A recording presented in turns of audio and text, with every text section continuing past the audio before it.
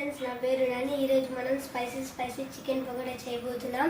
నేను ఎలా చేస్తానో మీరు అలాగే చేయండి. Like and subscribe. నేను కేజీన్నర చికెన్ తీసుకున్నాను. వీటికి సరిపోయేంత ఐటమ్స్ వేస్తాను. 2 స్పూన్లు మైదా వేస్తున్నాను. 2 స్పూన్స్ శనగపిండి,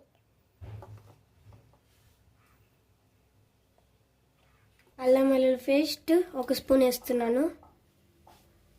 కారం వేస్తున్నాను, సాల్ట్,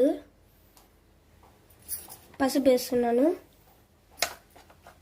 గరం మసాలా పౌడర్, 1 నిమ్మకాయ వేసుకోండి.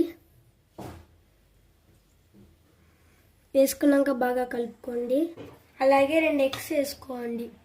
ఇలా కలుపుకున్నాక ఒక రాత్రి అంతా ఫ్రిడ్జ్లో పెట్టుకోండి. నైట్ అంతా ఫ్రిడ్జ్లో పెట్టినాక ఇలా ఉంటుంది. నూనెలోకి జాగ్రత్తగా వేయండి, కానీ నేనైనా మా అమ్మ వేస్తుంది.